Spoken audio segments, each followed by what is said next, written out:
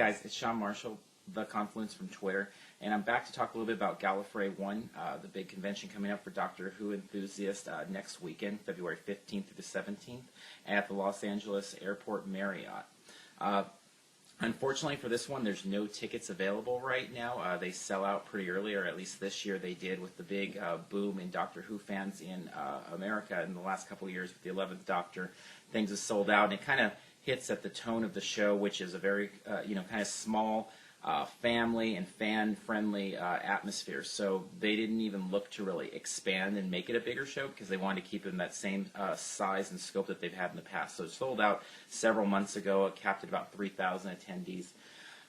The focus of the show, though, whether you're going this year, just maybe your first time or you're not as familiar with it, or if you're thinking about next year, which in that case, make sure to buy tickets early, the focus really is on the entire run of Doctor Who. So for those that have just gotten on board in the last year or 2 years here, it's a real kind of history lesson because it goes over the 50 years and it covers everything from the beginning of Doctor Who. And so it's a really great show.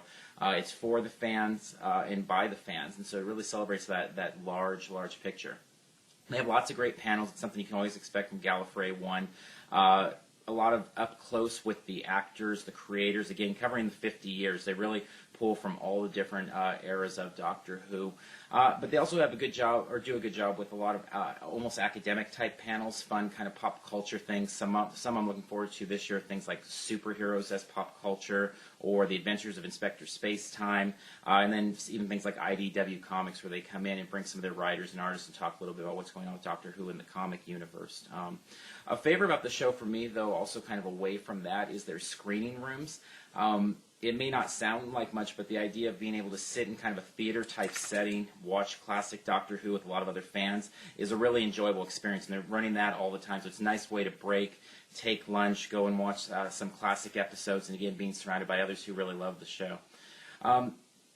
Another great part of the show really is what they do with their artwork. They usually have a lot of original art there, artist rooms, exhibits, and so on. And so, again, a way to kind of step into a little bit away from the mainstream and see some of the awesome things that individual people that are passionate about Doctor Who are doing.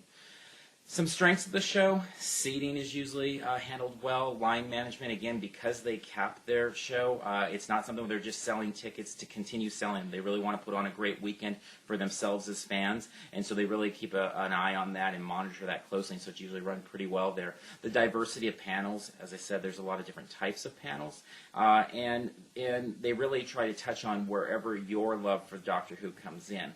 Another big thing and a big strength of the show is the cosplay. If you've been to any kind of Comic-Con, you may have seen a Dalek before, but the detail and the amount of cosplay there from all, again, the 50 years of the Doctor are really impressive. And then again, it's a very relaxing pace. It's not a weekend where you're stressing and running from this line to that line. It's the type of show, much like when I talked about the sci-fi creation show the same weekend in LA. It's that type of show where you can really enjoy it, take time off within it, and kind of soak everything up. Weaknesses of the show, the biggest one to me consistently is just the vendor room is very small. If you go to many comic cons or sci-fi cons or shows like that, you'll maybe be surprised by how small the vendor room is. But again, that's not the emphasis of the show. This isn't a show where you really go to spend a bunch of money on buying T-shirts and toys, although there's some of that. It's more a show where you go and see the originality of fans and to really kind of bond with the fans that love Doctor Who as well. So what to expect if you're going this upcoming weekend: expect it to be fun, expect it to be relaxing. You're not going to be running around, just like I talked about the creation show.